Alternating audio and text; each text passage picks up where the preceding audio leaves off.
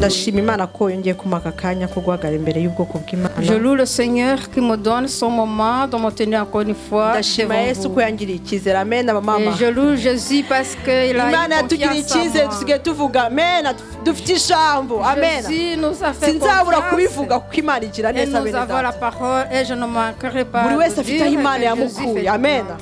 Buri Et wese chaque personne qui connaît là où Jésus l'a buri wese azi tiré, intege nke ze.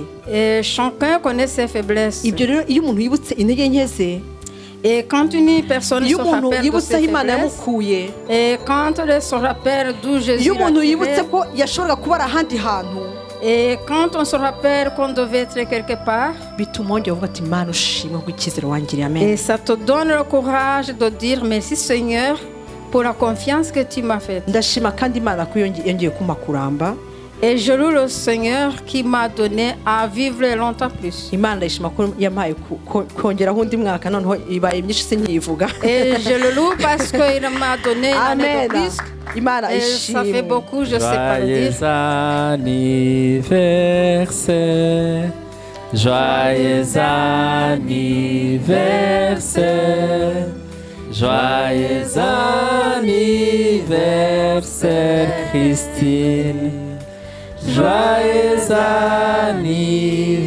anniversaire, sois fidèle à Jésus. Sois fidèle à Jésus, sois fidèle à Jésus, Christine, sois fidèle à Jésus. Amen. Amen. Imana impe kuba umwizerwa igihe cyose. Murakoze. Et que Amen. Dieu me donne à être fidèle tous les jours. Reka nongere nshima Imana. Je vais encore louer le Data Seigneur. urakoze bw'aka kanya umpaye. Père, merci pour ce moment que tu me donnes. Urakoze bw'akanya uduhaye twese Mana muri Et aya merci materaniro. pour ce moment que tu nous donnes dans cette Mana uyu réunion. mwanya w'ijambo reka ushyirwe hejuru mwami. Et en ce moment de ta parole, sois élevé, Ijambo Seigneur. ryawe ni rizima Kristo. Ta parole est vivante, Jésus. Ijambo ryawe rifite imbaraga. Ta parole est puissante. Mana mu gihe turimo tuvuga imbaraga zawe, turimo tuvuga gukora Seigneur, kwawe, pendant que nous parlons de ta puissance et de ton action, twicaje abatware bo muri aka karere ka Jemape. nous faisons asseoir tous Mana les turavuze princes ngo icyubahiro kibe icy'umwana w'intama w'Imana.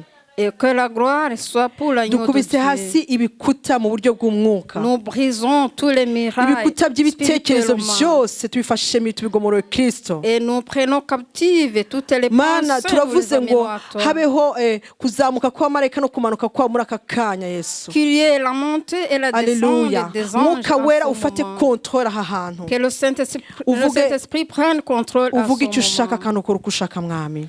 Parle comme tu veux et agis Alleluia. comme Mu tu izina rya veux. Yesu Kristo. Amen. Au nom de Jésus-Christ, Amen. Reka twihute dusome ijambo ry'Imana rito muri Matayo 11. Et faisons vite et lisons la parole de Dieu qui se trouve en Matthieu 11, umurongo wa 28. au verset 28. Kansome mu Kinyarwanda. Je vais lire en Kinyarwanda. Mwese abarushye n'abaremerewe nimuze munsange ndabaruhura. Venez à moi, vous tous qui êtes fatigués et chargés, et je vous donnerai du repos. Umurongo wa 29. Verset 29. Mwemere kuba abagaragu banjye munyigireho Prenez mon joug sur vous et recevez mes kuko instructions. ndi umugwaneza kandi noroheje mu mutima, Car je suis doux et humble de cœur. namwe muzabona uburuhukiro mu mitima Et yanyu. vous trouverez du repos pour vos âmes. Kuko kunkorera kutaruhije Car n'umutwaro mon wanjye joug est utaremereye. doux et mon fardeau léger. Twongere ijambo muri Zaburi 55. Et lisons encore la parole dans Psaume 55. Umurongo wa 23. Dans le Psaume 55, au verset 23. Ikoreze Uwiteka umutwaro wawe nawe azakuramira. Ntabwo azakundira umukiranutsi kunyeganyezwa. Amen. Remets ton sort à l'Éternel et il te soutiendra. Il ne laissera jamais chanceler le juste. Amen. Amen. Yesu ahangaha arimo yibutsa abantu umumaro we cyangwa se icyo yaje gukora. Ici, Jésus est en train de rappeler aux gens ce qu'il est venu faire. Yaje kugira ngo aturuhure. Amen. Il est venu pour nous donner du repos. Yaje kugira ngo adukureho umutwaro twikorejwe n'ibyaha byacu. Il est venu pour nous enlever le joug qui a été causé par nos péchés. ibyaha byacu byatuzaniye navuga ngo byazanye andi mashami menshi y'ibituma turuha. Et nos péchés ont amené beaucoup de branches qui nous fatiguent. ariko Yesu aravuze ngo mwese amen, Mais Jésus dit, vous abamama, tous, abapapa, les abakobwa, mamans, les abana batoya, papas, abasore, les jeunes filles et les jeunes gens, mwese abarushye, vous tous qui êtes fatigués, abaruhijwe n'ibyaha, abaruhijwe n'ibibazo by'isi, qui étaient fatigués à cause des péchés et des problèmes muze du monde, mwese ndabaruhura. venez vous tous, je vous donne du repos. Imana ishimwe Que Dieu ko soit dufite loué. umuntu dushobora kugira icyizere waturuhira imitwaro yacu. Que Dieu soit loué parce que nous avons une personne en qui Mu nous pouvons buzima faire bwa buri confiance munsi, et qui peut nous donner du repos. mu buzima bwa buri munsi hari igihe tugira ibintu bituremereye, Dans la vie de chaque jour, nous avons toujours des choses qui pèsent sur nous. hari ibyo twumva abantu bavuga, Et il y a des choses que nous entendons déjà parler. hari ibyo twumva abantu batuvuga, Et il y a des gens qui parlent mal de nous. hari ibyo tubona mu buzima bwa buri munsi, ibyo tubona abana bacu bibaruhije, Il y a des choses que nous voyons dans la vie de tous les jours qui fatiguent nos enfants. ibyo dutunze, amamodoka ari gupfa cyangwa se amazu afite ibibazo, Comme peut-être nos maisons ou nos voitures qui ont des problèmes. cyangwa se n'imibiri yacu irwaye ibabaye. Ou même nos corps qui souffrent à cause des maladies. Ibyo byose, haleluya, Yesu aravuze ngo byose mubizane Tout cela, ndabaruhura. Jésus Amen. dit, apportez-les à moi, je vous donne du repos. Ndimukomeze kubyikorera mwebwe Ne ubwanyu, continuez pas à les supporter vous-même. kubera ko mubyikore mwaruha, Parce que si vous les supportez, vous allez être fatigué. mwakiheba, Vous allez vous décourager. mwakiganyira. Vous allez vous plaindre. Murazi hari ibintu bitugeraho byatugeraho ukumva neza ucitse intege, ukumva neza imbaraga Vous zigushizemo. savez, il y a des choses qui nous arrivent et nous nous sentons dans la faiblesse, Ariko, nous n'avons plus de force. Imana ishimwe ko Yesu aravuze ngo muze mwese Mais abarushe Jésus n'abaremeye. soit loué parce qu'il dit, vous tous venez à moi. Yesu arazi neza ko inzira ijya mu ijuru igoye bene data. Jésus sait bien que ce chemin vers le ciel est un chemin Ibiturusha qui ni n'est pas byinshi facile. cyane, ibiturusha ni byinshi, Les choses qui nous fatiguent sont nombreuses.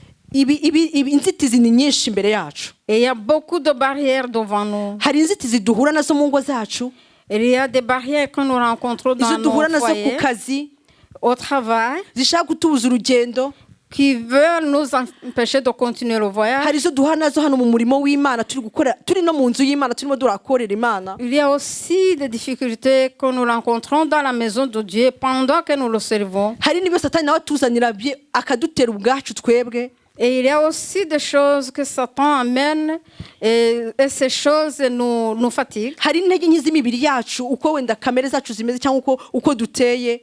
Et il y a aussi nos corps suivant nos caractères. Ibyo byose hari igihe biza bikaturushya bikaturemerera, Et tout cela vient pour nous accabler. ariko nta kwiheba, Yesu arahari. Imana Mais il ishimwe. n'y a pas à se décourager parce que Jésus est là. Ariko ngo twemere Mais acceptons. kugira ngo arabyakira, ariko natwe twemere kuba abagaragu be. Jésus va les porter lui-même et nous acceptons d'être ses serviteurs. Kugira ngo bireke kuturemerera, ni ukwemera kuba abagaragu ba Yesu. Pour que ces choses ne puissent pas peser sur nous, il faut que nous acceptons d'être les serviteurs ou les servantes de Jésus. Ni ukuvuga ngo ni ukwemera kuvuga ati Imana, nubwo ibintu bindemereye byari ibyanjye, iki kivuzo cyari icyanjye ubundi, ariko ndakiguhaye kandi nkiguhaye rwose, atavuga ngo ndakiguhaye nsigarana agace gatoya. Cela veut dire que même si ces problèmes étaient à moi et ça pesait sur moi, mais il faut accepter et dire Seigneur, maintenant je te les donne. Akenshi nagiye nanariza mu buzima bwa gikristo bwanjye nihereyeho. Souvent, j'ai fait une analyse dans ma vie chrétienne. Hari igihe mfata icyifuzo ngo ngane Imana, iki kintu kirandemere mwami, ndakiguhaye gifate kabisa. Parfois, je prends un sujet de prière et je dis Seigneur, prends ce sujet de prière, je te le donne. Ariko hashira akanya, Mais après un petit moment, wenda nasinza bw'Imana, Imana ndakwizeye, ndazi neza ko ikibazo uragitunganya, ubirimo uri kubikora. peut-être j'ai prié, j'ai dit Seigneur, je sais que tu es dans ces choses, que tu es en train de s'occuper. neza ngatangira nkanabyata nkavuga ni haleluya nabibonye ngibiriya haleluya Et Imana je ishimwe commence à proclamer en disant, oui, je les ai vus, alléluia, alléluia, que Dieu soit loué. ariko wagira akantu gakubitaho gatoya Mais quand il y a une petite chose, ngatangira kuvuga ngo none ibintu ni hatari. alors je commence à dire maintenant c'est hari grave. amagambo mato tugenda dukunda kuvuga Il y a des mots que nous prononçons souvent cyane cyane mu binyarwanda mu kinyarwanda en Kinyarwanda. iyo ugasanga ikintu kikubiseho gisa naho nyine kije kuguhungabanya Et il y a une chose qui t'arrive pour t'inquiéter. ugatangira ngo ni hatari kabisa. Et tu commences à dire c'est grave vraiment. Noneho ugasanga kwa kwizera ari ufite cyangwa byandi bari babw'Imana nkaho bihindutse ubusa. Et tu trouves que la foi que tu avais disparaît complètement. Imana Ou idufashe bien les neza. choses que tu avais aussi Ugasanga disparaissent. utangiye no kuvuga amagambo atandukanye na byandi bari babw'Imana. Et tu commences à prononcer des mots tout à fait différents de ce que tu avais dit à Dieu. Navuga ngo wa mutwaro warohaye Yesu urongera ufashe. Alors je dirais que c'est comme si le fardeau que tu avais amené à Jésus, tu le reprends. Cyangwa sinavuga ngo ntukimufitiye icyizere cyuzuye. Ou bien je peux dire aussi que tu n'as plus foi en lui. Imana itugire neza. Que Dieu nous aide. Ariko birakwiye ko tugirira Imana icyizere. Amen. Mais il est convenable, il est digne que nous ayons la confiance en Dieu. Tumenye Imana twizeye iyo ariyo. Et reconnaissons le Dieu en qui nous avons cru. Ndagira ngo twifashishe kugira ngo turusheho kumva uko twakwiye kwitkoreza Imana mu mitwaro cyangwa no kwizera Imana. Pour bien comprendre comment nous pouvons porter nos fardeaux à Dieu ou bien comment faire confiance en Dieu. Tugiye kwifashisha ijambo riri mu Bami ba 2:5. Nous allons nous faire aider par la parole qui se trouve en hébreu. Abami ba 2. 2 Rois, pardon. Ibice 5 umurongo wa mbere tugeze 2 22. Rois chapitre 5. Turasoma tugenda dusobanura ndagenda ngiraho mvuge mu magambo kuko ni inkuru dusanzwe tuzi. C'est une histoire que nous connaissons déjà. Naaman yari umugaba w'ingabo wa Syria. Il était chef de l'armée du roi de Syrie. Muri icyo gihe bakundaga gutera Abisirayeli cyane. En ce temps-là, les Syriens attaquaient souvent Israël. Ijambo ry'Imana riratubwira ngo ku murongo wa mbere Dayeli. Et la parole de Dieu nous dit au premier verset, le B de ce verset, je pense. Ngo yari umugabo w'umunyamaboko w'intwari ariko yari umubembe. Il était un homme fort et vaillant, mais il était lépreux. Ndetse ngo ari n'umunyacyubahiro. Il était aussi un homme ndetse considéré. Uwiteka yari yaramuhaye ubushobozi bwo kujya anesha niwe waneshaga mbese mu gihe Abasiriya bajyaga batera. Et c'est par lui que l'Éternel a sauvé Israël de ses ennemis. Niwe Imana yemeraga ko Abayisirayeli batsindwa cyangwa se yahaga gutsinda Abasiriya kubera Naaman. Alors Dieu permettait que les Syriens puissent vaincre à cause de Naaman. Abayisirayeli kenshi bajyaga bacumura ku Mana.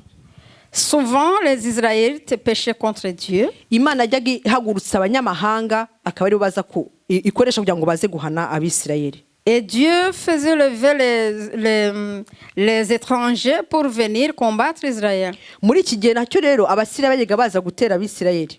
Dans ce temps-là aussi, les Syriens venaient combattre Israël. Noneho mu gihe baza gutera baje gutwara umwana w'umukobwa mutoya. Et quand ils sont venus combattre, ils ont amené captive une petite fille. Uwo mwana yirotuva ari kwa Naaman mu rugo rwe. Et cette petite fille s'est retrouvée chez Naaman. Akora nk'umuja cyangwa se umugaragu. Donc il était au service de Naaman. Ariko uyu mukobwa mais cette petite fille navuga ngo nubwo bwose ari muri conditions zibabaje muri machine umwana w'umukobwa mutoya avuye mu muryango we ntazi ahantu agiye n'ahantu afite imico itandukanye n'iwabo ntago byari ikintu kimworoheye. Même si cette jeune fille était dans une condition misérable, imaginez-vous une petite fille qui se trouve à l'étranger, qui n'est pas chez elle. Ndatekerezaga ko yibazaga ibintu byinshi kandi wenda akaba yagira n'umubabaro kubera gutandukana n'ababyeyi. qu'elle pensait à beaucoup de choses et que peut-être elle souffrait. Ariko ndatekereza ko nsomye inkuru nategereje ko uyu mwana yarafite uburere bwiza bari baramwigishije Imana nawe ubwe agira gukunda Imana no kuyimenya. Et quand je lis ce passage, je peux trouver que cette jeune fille avait une bonne éducation. ibigaragara ni uko yari Et azi qu'elle aimait imana Dieu. yari azi imana ya isirayeli iyo ari Et yo ce nuko qui est ifite visible, ubushobozi. c'est qu'elle connaissait le Dieu d'Israël, que c'est un Dieu puissant. naribaje ntari ko se twe dufite abana Alors, je me suis posé cette question. aba bana Nous aussi, bacu nous avons des ntabwo enfants. twifuza ko abana bacu twatandukana nabo, Nous ne souhaitons pas nous séparer de nos enfants. ariko abana bacu ubu twamaze kubigisha imana ku buryo bageze ahantu bari bonyine babasha kuvuga imana bakayihamya badafite ubwoba. Est-ce que vraiment nous avons enseigné à nos enfants notre Dieu de façon qu'ils puissent arriver quelque part et le témoigner sans peur? ndetse natwe ubwacu twakwibaza ese bibaye nk'uko twiro tuva ahantu turi nta abandi batazi imana batavuga imana Et nous-mêmes. turi capable yo guhagarara ariko mwumva kwa Namani hariho kwa Namani ni ku mutwaro ukomeye w'umugaba w'ingabo, ni chef de l'armée. Et nous aussi, si nous nous retrouvons dans un milieu où les gens ne connaissent pas Dieu, et sommes-nous capables de le témoigner?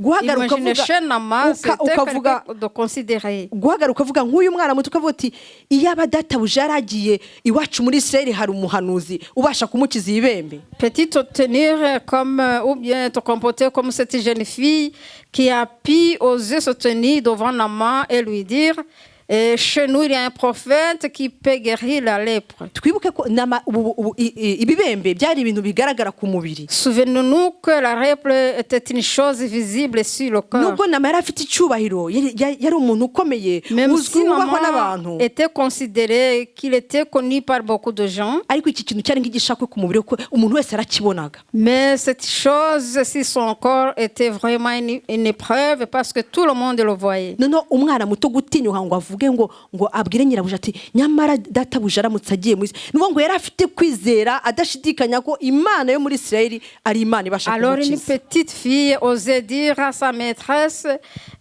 en Israël, il y a un prophète qui peut guérir, c'est-à-dire qu'elle avait une foi. Amen. Uyu mwana w'umukobwa yari afite kwizera Elle kudasanzwe. avait une foi très spéciale. wenda ijambo nuko ritari tubwira icyakozwe, ariko ndatekereza ko yafashe igihe cyo kuvuga atari ko buriya nabivuga ndamutse mbivuze wenda ntibigende, ariko yaratinyutse akora intambwe yo kwizera kandi Même si la havuyemo ikintu parole gikomeye cyane. ne nous a pas dit la suite, mais elle a fait un pas et elle a osé parler. none twibaze ikibazo twebwe Alors posons-nous cette question. ubu aho duhagaze uyu munsi, Nous, là où nous sommes ibyo twamaze aujourd'hui, kumenya by'Imana, ce que nous avons connu de la part de ibyo Dieu, twize mu miryango yacu cyangwa mu ce que itorero, nous avons appris dans l'église ou dans nos maisons, turi capable yo gutinyuka tukavuga ati mu rusengero rwacu sommes-nous capables d'oser dire dans notre église, hari umuhanuzi, il y a un prophète. mu rusengero rwacu Dans notre église, hari Imana. il y a un Dieu. Mbese iyo bavuze iyo habaye ikibazo ukumva nk'umuntu afite ikibazo cy'uburwayi uvuga iki? Et quand il y a quelqu'un qui est malade, qu'est-ce que toi tu dis? Iyo umuntu afite ikibazo kimukomereye umubwira iki? Ou bien quand une personne a une épreuve très dure pour elle, qu'est-ce que tu lui dis? Imana idufashe. Que Dieu nous Ese iyo tumubwira aide. ati iwacu mu rusengero ngwino uzabona igisubizo, hari Imana, tujye dukunda urima ngo ahantu hari Imana. Ese tujye twibuka kuvuga ati ngwino mu rusengero nubwo urwaye Imana yacu izagukiza. Est-ce que nous nous rappelons de lui dire, même si tu es malade, viens dans notre église, il y a un Dieu qui va te guérir? Imana idufashe. Que Dieu nous aide. Nuko Namani ajya kubibwira, amaze kumenya amakuru ajya kubwira umwami wa Siriya. Naaman, après avoir entendu la nouvelle, il alla la dire au roi de Syrie. Umwami wa Siriya akimara kubimenya, Ayant entendu cela, le roi de Syrie yandika ibarwa. écrit une lettre. Ariko uyu mwami yandikiye kubera ko abasiriya bari muri icyo gihe bahoraga batsinda abisirayeli, yahise yandikira umwami directement. Et parce qu'en ce temps-là, les Syriens remportaient toujours la victoire sur Israël, alors il lui a écrit. Ntabwo ndatekereza ko umwami atashyizemo le detail ngo abwire umwami wa Isirayeli ati umbwirire umuhanuzi Elisa Prito akize uyu muntu wanjye, ahubwo yaramubwiye ngo umwami wa Isirayeli ngo wabonye barwa kanze mpashake masome ku murongo wa 6b ngo nuko rero urwo rwandiko nirukugeraho nkohereje umugaragu wanjye Namani ngo umukize ibibembe. Il porta au roi d'Israël la lettre où il était dit, Maintenant, quand cette lettre te sera parvenue, tu sauras que je t'envoie Naaman, mon serviteur, afin que tu le guérisses de sa lèpre. murumva ntago umwami cyangwa se umwami yakiriye ibyo bamubwiye nabi cyangwa se ntago yanditse amadetayi ngo ashyire mu ibarwa yari yandikiye umwami wa Isirayeli. Vous comprenez que le roi a mal interprété la lettre ou que peut-être la lettre n'était pas bien écrite. umwami wa Isirayeli ngo abyumve ubwoba buramwica. Alors le roi de Syrie, en entendant cela, il a eu peur. umwami wa Isirayeli Le roi abyumvise. d'Israël, quand il a entendu cela, il a eu très peur. ijambo ry'Imana ngo yashishimuye imyenda. Et la parole de Dieu nous a dit qu'il a cyari déchiré ikimenyetso ses cy'ubwoba, vêtements. cyari ikimenyetso C'était cy'akaga. un signe de peur. aravuga ati ndagowe. Il a dit, je suis malheureux. ndatekereza ko muri we Et je pense qu'en lui, yabonaga ari nka provocation cyangwa ari nko kwiyenza k'umwami w'Abasiriya. il y trouvait cela comme une provocation. natwe hari igihe kenshi tujya twumva nk'amakuru atugeraho Nous aussi, souvent, nous entendons de nouvelles qui nous arrivent tukumva neza ducitse intege, et nous nous sentons très habe no faibles. kwibuka kuvuga Imana no gutabaza Imana. Nous ne nous la permettons même pas d'invoquer Dieu. ariko Imana ishimwe kwera isahara. Amen. Mais Dieu soit loué parce que Élisée. amakuru agera kuri Elisa. La nouvelle est parvenue à Élisée. umurongo wa 8 uratubwira ngo Au verset 8, il nous est dit. nuko Elisa umuntu w'Imana yumvise ko umwami wa Isirayeli yashishimuye imyenda ye, amutumaho ati niki gitumye ushishimura imyenda yawe, mureka nsange amenye ko muri Isirayeli harimo umuhanuzi. Lorsque Élisée, homme de Dieu, apprit que le roi d'Israël avait déchiré ses vêtements, il envoya dire au roi, pourquoi as-tu déchiré tes vêtements? Laisse-le venir à moi et il saura qu'il y a un prophète en Israël.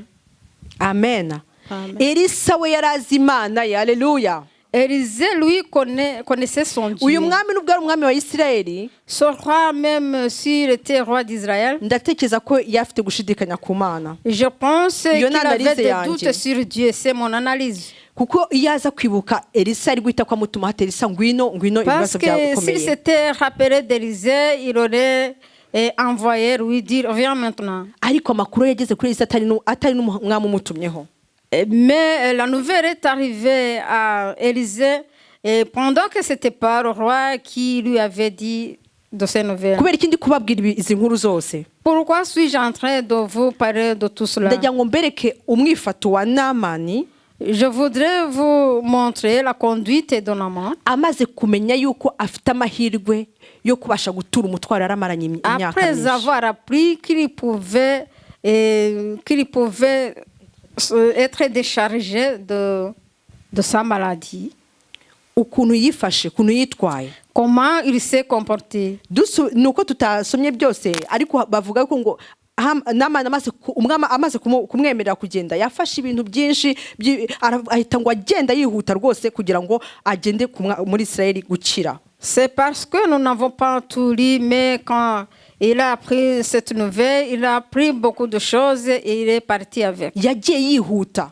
Et il est parti en hâte. akenshi iyo tugize ikibazo tukaba tuzi ko hari ahantu hari solution turihuta, siko bimeze. Souvent, quand nous avons un problème, que nous savons que quelque part il y a une solution, nous partons en hâte. cyane cyane ari nk'uburwayi uvuga uti mbonye umuganga w'umuspecialiste uri hehe, uravuga uti aho ariho hose nzagenda ariko mbashe gukira. Et spécialement quand il s'agit d'une maladie et qu'il y a un médecin qui peut soigner la maladie ou n'importe où il est, nous partons en hâte pour le trouver. umurongo wa 9 avuga ngo Naamani ajya kwa Elisa. Au verset 9, il est dit, Naaman vint avec ses chevaux et son char et il s'arrêta à la porte de la maison d'Élisée. Arazana n'amafarashi n'amagare ye ahagarara imbere y'umuryango kwa Elisa. Il est venu avec ses chevaux et ses chars. Il s'arrêta à la porte de la maison murumva d'Élisée. igihururu cy'amagare y'umugabo w'ingabo, murumva ntago yaje ari wenyine, aherekejwe n'ingabo nyinshi.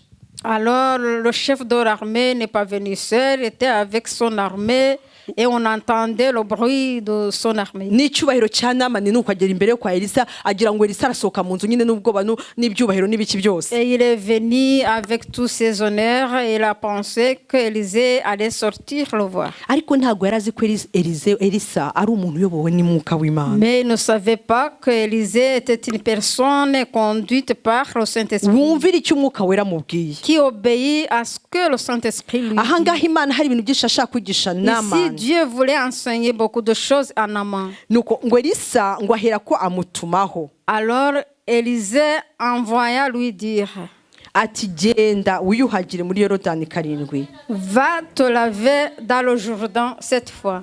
umubiri uzasubira uko wari uri. Ton corps redeviendra comme il était.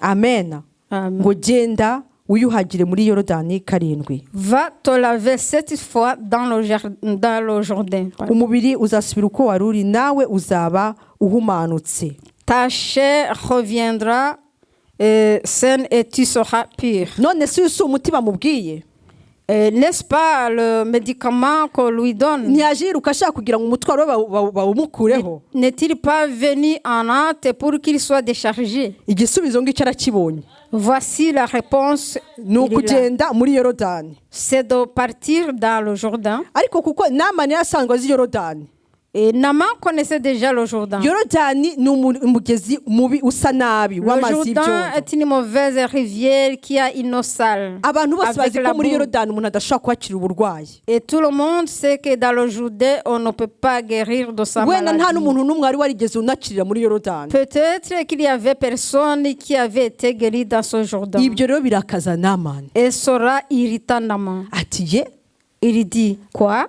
ararakara ati ntibishoboka Il fit très irrité. Il dit c'est pas nta possible. nasohotse ngo aze ngo anandebe. Il n'est pas sorti. Il ne s'est pas présenté à moi. ibintu by'imana byaramucanze Et les choses de Dieu lui ont rendu habe no confus. kunkora ku mubiri. Il ne m'a même pas palpé. yaramenyereye wenda abaganga basanzwe bareba bakoraho bagira gute, Il avait l'habitude de voir des médecins qui palpent. ariko strategie y'imana yari itandukanye n'iy'abantu. Mais la stratégie de Dieu est différente de la stratégie des hommes. imana idufashe Que Dieu nous aide. twe kugira ibitekerezo twe kwibwira ko imana hari uburyo izakoramo bumeze gutya ngo tuyikarike ngo mana ngo ntegereje ko bizaturuka hariya ugakomeza utumbire hariya. Ne pensons pas que Dieu va agir d'une telle façon que ces réponses viendront de là. navuga nakibaza ngo ikibazo ni kangahe natwe tujya dutinda kuri detail turi kubwira imana mana nyikorera uyu mutwaro noneho kugira ngo uhe imana ugakomeza nyine ureba kuri za detail zawe zidafite umumaro akaba ari zuriya ati narenze ko buri bizagenda gutya oya imana ifite inzira zayo. Et nous aussi, souvent, nous fixons nos yeux sur nos problèmes. Nous commençons à dire que Dieu va faire de telle manière. Mais non, ce n'est pas comme ça. Dieu a ses chemins. imana idufashe. Que Dieu nous aide. yaravuze hari amagambo agize aravuga ngo muri i Damasiko iwacu ngo hari imigezi yitwa gutya na gutya ifite amazi meza ifite amazi akeye. Et Naaman a dit chez nous, il y a de belles rivières qui ont des eaux claires. ni nka yakavuga ati ntiyakagombye kuba yangijije gutya kuki se atambwiye kujya mu mazi y'iwacu ariko uko siko byagombaga kugenda. Et c'est comme s'il disait, il ne devait pas me guérir de telle manière et devait m'envoyer chez nous. C'est pas comme ça que ça se passe. nuko ngo arahindukira aragenda. Alors il se retourna et partit. yaje aje gutura umutwaro yaje aje gukira uburwayi agezaho igisubizo kiri umuti barawumuhaye ariko no ntabwo ashaka gukizwa n'uwo muti asubiye iyo yavuye. Il est venu se décharger de sa maladie.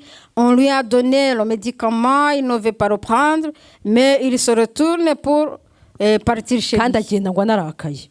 Et il est parti avec fureur. imana itubabare bene data Que Dieu nous aide, frères tujya et tuza sœurs. imbere y'imana mbisubiremo Nous venons dans la présence de Dieu, je le tukaza répète. tuje gutura imitwaro y'ibyaha byacu Nous venons nous décharger de nos tukumva péchés. ijambo ryo kudukiza Nous écoutons la parole qui nous sauve. tukumva impuguro nk'uko babitubwiye mu kanya Et nous écoutons aussi les enseignements, comme on l'a dit tantôt. ariko twamara kubyumva Mais après avoir écouté tout cela, bikaturakaza ngo burya si ibintu byo mu rusengero nuko bimeze ngo ibintu ça nous ndanabirambiwe. irrite et nous disons, mais les choses de l'église, c'est comme ça.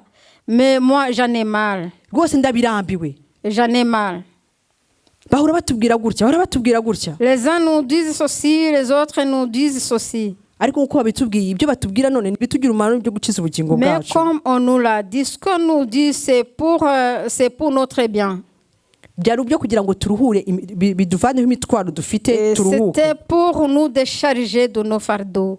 ariko turabyanze.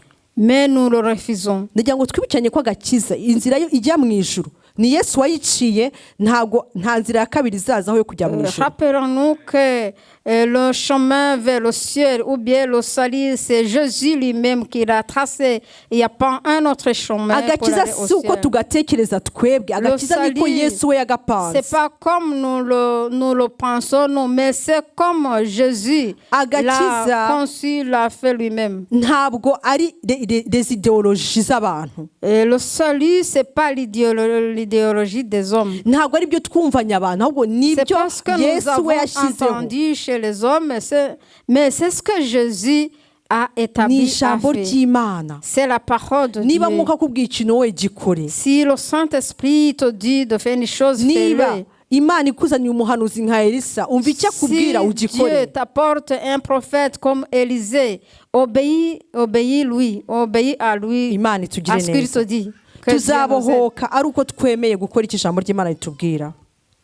Tuzabohoka Et nous serons en réponse et toutefois que nous allons écouter ce que Dieu nous ariko dit. nitwinangira imitima kandi twarageze kuri suruse hano. Mais si nous Namani ari endurissons kuri nos source cœurs, y'ibibembe alors que bya nous sommes Mena. arrivés à la source, ici aussi il y a la source. Namani ari kuri suruse y'ikintu yashatse kuva imyaka yashira. Naaman est à la source de ce qu'il a cherché il y a iryo beaucoup d'années. soni ryo kuba afite ibibembe binagaragara ku mubiri, yageze aho igisubizo kiri ariko biramunaniye gukora icyo agomba gukora.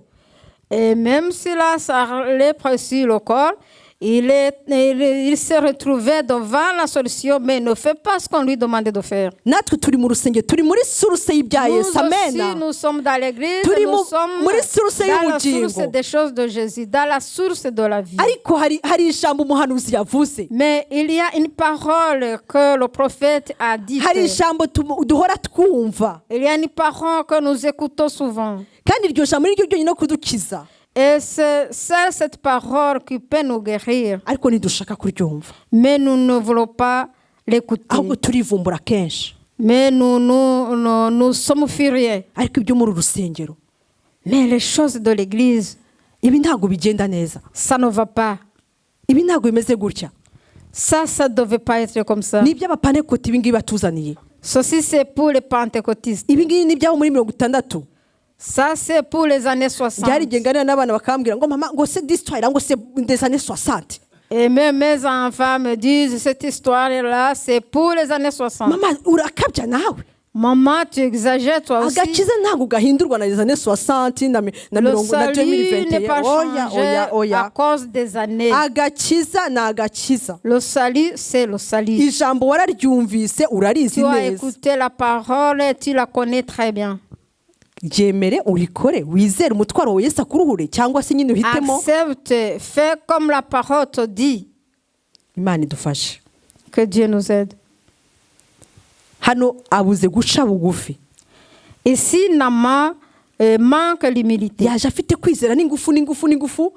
Il est venu avec foi, avec force. Nuko twumva ijambo tukaza n'ingufu Et tugiye c'est comme gukorera ça Imana, que nous écoutons la parole et nous venons avec zèle pour ariko servir hariho Dieu. condition. Mais il y a une condition. Imana idufashe. Que Dieu nous aide. Ntabwo ari igihuru cyo kugenda uko dushaka. C'est pas marcher n'importe Ntabwo muri comment. Isirayeli hari Imana yo Selon gukiza notre volonté. abanyabibembe ariko Petit répétez. Amen. Ndavuze ngo ni muri ntabwo uva muri Siriya wirukanka uje gukirira muri Isirayeli utekereza ko amazi meza yo muri Siriya ari azagukiza, ahubwo ugomba gukirira muri Yorodani nubwo amazi yaho asa nabi. Tu ne viens pas de la Syrie pour être guéri de ta maladie par n'importe comment. C'est seulement en Israël, par les fleuves de Bana et Parpar, que tu dois être guéri. Pas avec amazi yo muri Bana, ahubwo amazi plutôt yo muri Yorodani. Amen. Pas avec les eaux de Abana et Parpar, mais pas les eaux du Jourdain. Amen. Pardon. Twemere duce bugufi bene data. Acceptons de Inzira nous iri hano, humilier, frères dore et Yesu sœurs. ari hano, agakiza ngako imbere yacu, Jésus est ici, le salut est devant nous. ariko kwinjira muri Yorodani biri kutunanira. Mais rentrer dans le Jourdain, c'est très difficile pour nous. Kubera kumenyera se, kubera kuba twumva ko dufite icyubahiro. Je ne sais pas si c'est parce que nous sentons que nous avons des honneurs imana idufashe ou bien par l'habitude ariko que Dieu nous imana aide. yongera ishimwe cyane hari elisa hari n'abagaragu amena Que Dieu soit loué. Il y Alléluia. a Élisée, il y a aussi les hariho serviteurs. elisa imana yagushyire mu rusengero Il y ujya a kwibutsa Élisée que Dieu a mis dans ton église qui hari va te rappeler. n'abagaragu bari aho ngaho hafi hariho elisa imana yagushyire mu rusengero Il y ujya a kwibutsa Élisée que Dieu a mis dans ton église qui hari va te rappeler. n'abagaragu bari aho ngaho Il y a hafi aussi des yawe serviteurs près imana de toi. ishimwe cyane Que Dieu soit loué. imana ishimwe ko hari n'akagakobwa gato kabitse ijambo ry'imana mu Et mutima Jésus wawe soit loué parce qu'il y a Imana une ishimwe. petite fille qui a gardé la parole de Dieu dans son ngo cœur. abagaragu be baramwegera Ses serviteurs s'approchaient de lui. baramubwira ati ariko data iyaba Ils uwo disent, muhanuzi yagutetse ikintu gikomeye Père, si le prophète tu dis de faire quelque chose de difficile, ntuba wagikoze n'aurais-tu pas fait? nkanswe kumanuka ukajya muri yorodani ukibira inshuro 7 gusa Et, c'est plus facile que de descendre dans le Jourdain pour s'y plonger cette fois. amena ngo iyo nuko ngo kugira ngo wiyuhagire uhumanuke nuko ku murongo wa 14 ngo nuko aramanuka imana ishimwe haleluya imana Jésus soit ishimwe loué.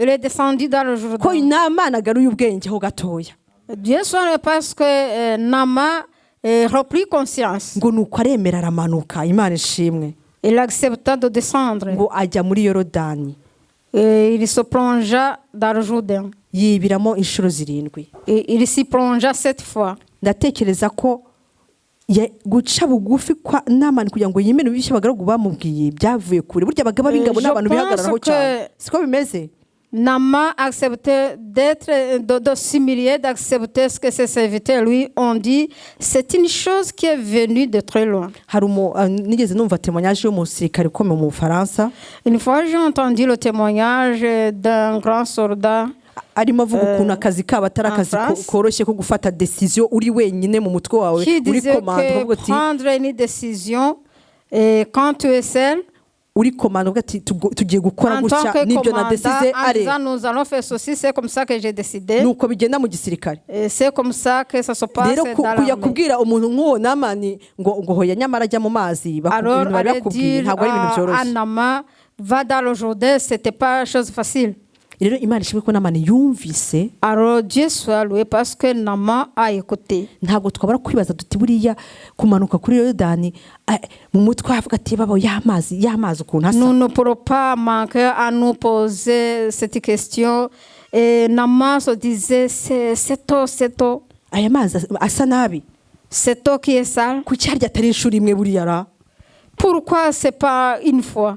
ndatekereza ko uko yibiraga yazamukaga avuga ati biracyandiho akongera ariko kuko nta kundi ashaka gukira yagize hagira determination y'Imana ishimwe cyane. Alors je pense que lorsqu'il était en train de se plonger dans le Jourdain, et la première fois il sortait, il disait, mais la lèpre est encore sur moi.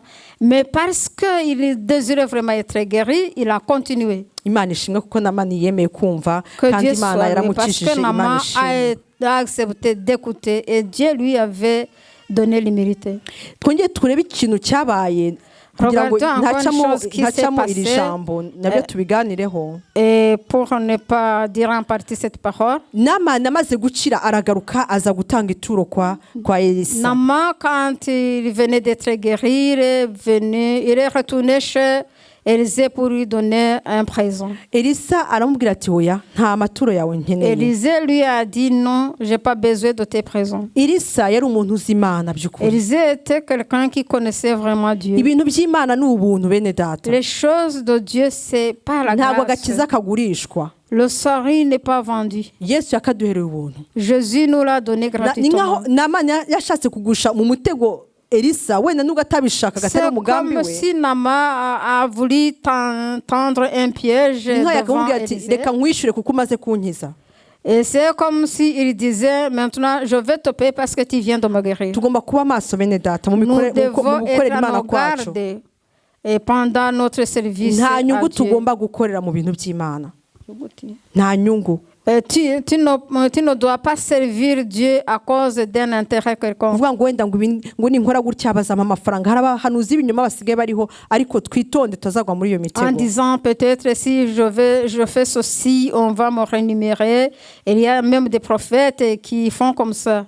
Nuko noneho Namani aritahira kuko Elisa yarayanze ibyo yamuhaye. Alors, Naaman est parti chez lui parce que Élisée venait de refuser ce qu'il lui a donné. Noneho rero Satani azagenderere umugaragu wa Elisa. Alors, Satan va visiter le serviteur d'Élisée, Umugaragu witwa Gehazi. Géhazi. Gehazi aratekereza aravuga ati mbega ubutunzi. Géhazi pensant et dit, ah, quelle richesse. Ibintu bincike koko. Vraiment, ces choses vont m'échapper. Niko gukurikira Namani.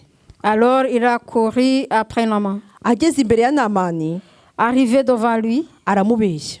il lui a menti. Amubeshya avuga ko ari Elisa wari umutumye. Il a menti en disant que c'est Élisée qui lui a envoyé. Imana idufashe bene data. Que Jésus nous aide. frères et Elisa ushobora sœurs. kumugiraho umugisha kimwe nuko ushaka kumugiraho umuvumo. Et tu peux trouver la bénédiction chez Élisée ou même la malédiction. No mu rusengero dushaka kwagira umugisha bitewe nuko twitwaye kimwe nuko dushaka kwakura umuvumo. Aussi, suivant notre comportement à l'église, nous pouvons y avoir la bénédiction ou la malédiction. Ikintu cyo kubeshya ni ikintu kibi cyane bene data. Et mentir, c'est quelque chose de très mauvais. Kubeshya ngo umuntu yakubwiye gutya, kubeshya ngo umuntu yakoze gutya atari ko byagenze, Mentir en ni ikintu disant tugomba telle personne kwirinda. m'a dissocié alors que c'est pas comme ça que ça s'est passé.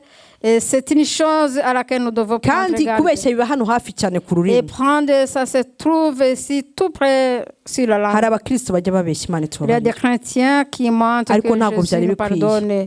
C'est pas vraiment digne. Bafite risque yo gucyura ibibembe bya Namani Et nkuko Gehazi risque yabicyura. d'avoir la lèpre de Naaman. Plutôt Gehazi asubiye kwa Elisa. Elisa amubwira ati nakubonye Gehazi wagiye aho wagiye umutima wanjye wari kumwe nawe. Quand Naaman est retourné quand Géhazi est retourné chez Élisée, et Élisée lui a dit, Naaman, là où tu étais, mon esprit était avec toi. Nuko Gehazi aramubwira ngo umugaragu wawe ntaho nagiye. Et Géhazi a dit, ton serviteur, je ne suis allé ni d'un côté ni de Hari aho l'autre. ushobora kubeshya naho udashobora kubeshya. Il y a là où Elisa tu nta peux kubeshya mentir kurimo. et là où tu ne peux pas mentir. Chez Élisée, Ati tu ne nyamara peux pas umutima wanjye mentir. wajyanye nawe. Et ça lui dit, mais mon cœur est parti avec toi. Ati nuko ibibembe uwo mwanya ubuhanuzi ibibembe bya Namani ni wowe n'urubyaro rwawe Alors la rwose. prophétie vient d'Élisée et dit, et la lèpre va s'attacher à toi et à ta postérité. Imana itubabarire. Que Dieu nous Kubeshya ni ibintu pardonne. bibi cyane. Mentir, c'est quelque chose de très Ananiya na mauvais. Safira nabo turabibuka mu isezerano rishya. Ananias et Saphira, nous rappelons d'eux dans Babeshye ku l'Ancien bintu Testament. bintu bari bafitiye uburenganzira Ils ont menti au sujet de leurs propres biens kandi byabaviremo urupfu. et cela leur a amené la mort. Bigaragara ko kubeshya bishobora cyane cyane kubeshya umuntu w'Imana. Alors ça se voit que mentir, surtout mentir à un homme de Dieu. Kubeshya umuntu wubaha Imana. Mentir à un homme qui craint Dieu. Kubeshya abapasiteri. Mentir au pasteur. Abantu basizwe amavuta. Les personnes qui ont été Tugomba ointes. kubyitondera bene data. Nous devons prendre garde à Bishobora cela. gutuma ugira umuvumo Parce wowe que ubwawe n'abana Ça bawe. peut t'amener la malédiction, toi et tes enfants. Imana idufashe. Que Dieu nous aide. Rero aha ngaha icyo nashaka cyane guhagararaho Ici, ce que je voudrais ni souligner umwifato spécialement, wa c'est Namani le ufite comportement d'un umutwaro amant qui a un fardeau kandi ushaka gukira et qui veut être guéri. nuko yabyitwayemo. Et comment il s'est comporté. Hari urundi rugero rutungiye kubaha. Il y a un autre petit exemple que je vais vous donner. Hariho umusore muri Bibiliya turamuzi. Il y avait un jeune homme dans la Bible, nous le connaissons. Umusore w'umukire C'était un jeune homme riche. nuko ngo aza yirukanka asanga Yesu. Et il est venu en courant pour trouver Jésus. Ndatekereza ko yari yarumvishe amakuru ya Yesu Et je pense qu'il avait entendu la nouvelle de Jésus. nuko ngo aramupfukamira Alors il s'est prosterné devant lui. ngo aramubwira ati mwigisha Et il lui a dit, Maître, nakora iki ngo mbone ubugingo buhoraho. que puis-je faire pour avoir la vie éternelle? Yesu amubwira ibyo agomba gukora byose. Et Jésus lui a montré tout ce qu'il doit faire. Undi nawe ati ibyo byose narabikoze. Et il lui a dit, le jeune homme a dit, tout cela je l'ai fait. None Yesu amubwira ati usigaje kimwe. Et Jésus lui a dit, il te manque encore une chose. Usigaje kureka ubutunzi bwawe ukagenda ukabugurisha none ugafasha abakene. Tu vas prendre tous tes biens, tu vas les vendre et tu vas partager aux pauvres. Ngo mu maso hahise hahonga.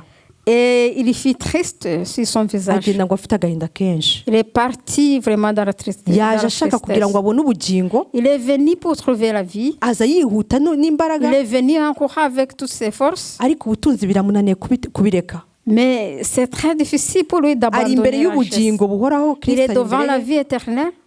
ariko kugira ngo ature umutwaro w'iby'isi bimubase Mais biramunanira. pouvoir se décharger des choses du monde qui l'accablent, il n'y arrive pas. Imana idufashe, Que Dieu nous aide. mureke twikoreze Imana imitwaro yacu. Remettons tous nos fardeaux à Dieu.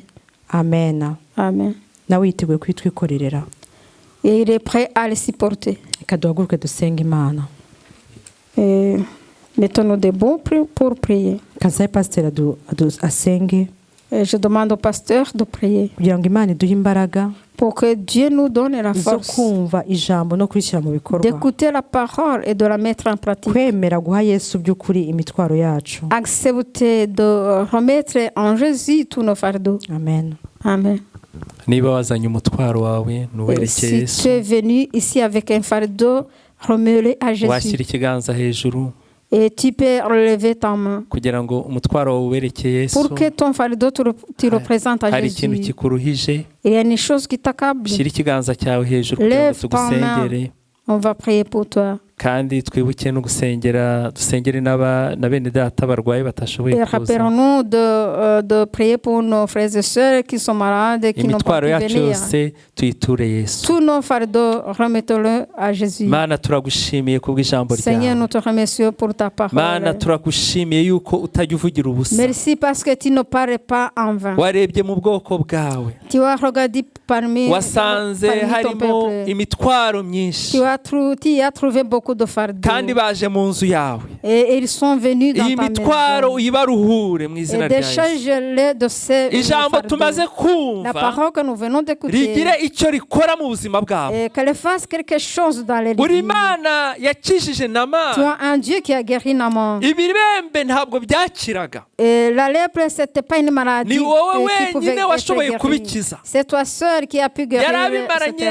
lèpre. yenda imyaka myinshi, Peut-être qu'il avait cette lèpre depuis longtemps. ariko yari yarabuze umuti. Mais il Ariko n'avait pas umuti wari trouvé uri le kuri wowe. médicament. Mais le médicament ni wowe était sur ufite toi. umuti w'ibibazo C'est byacu. toi qui as la solution pour nos problèmes. nukize ubwoko bwawe. Et sauve ton peuple. Mana ukureho imitwaro yose bafite, Enlève tous les fardeaux kuko qu'ils ont. barayiguhaye.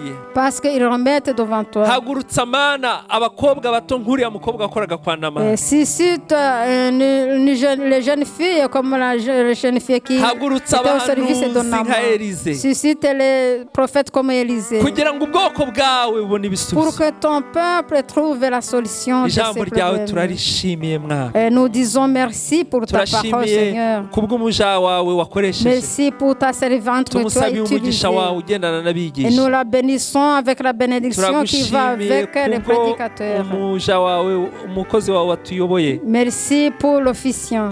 nawe umuha umugisha ugendana n'abayobora. Bénis-le avec la bénédiction qui va turagushimiye avec les Mana officiants. ku bakoze interpretation, Merci pour ceux qui ont interprété. nabo ubaha umugisha Mwami. Bénis leur dusabiye Seigneur. umugisha abarimu bo muri Ekodime, Merci pour nous bénissons les moniteurs de l'Écodim dusabiye umugisha abashyitsi baje, et nous bénissons les visiteurs qui sont n'undi wese venus. wagize icyo akora muri iyi nzu Et nous yawe, bénissons chaque personne qui a œuvré dans ta ariko maison. cyane cyane umuntu wese wafashe umwanya wo Et kuza muri iyi nzu. surtout la personne qui a pris son temps pour venir dans cette tumusabiye umugisha maison. wawe Nous Mana. la bénissons, Seigneur. Mana twibutse abarwayi ngo ubakize Seigneur, nous batashoboye nous kuza rappelons des ahangaha. malades, que tu les guérisses parce qu'ils n'ont pas pu venir. ubutaha tuzababone mu nzu Et que yawe. la fois prochaine, nous pouvons les voir dans ta maison. tugiye gutandukana Nous Mana, allons nous séparer, tugendana Seigneur. n'ubwoko bwawe, Et pars avec ton tuzongere peuple. guhura dushima izina Et ryawe. que nous nous rencontrions en louant ton nom. ni ku bwa Yesu umukiza wacu tubisabye, C'est au nom de Jésus que nous prions. amen. Amen. mugendane umugisha w'Imana. Partez avec la bénédiction de Dieu.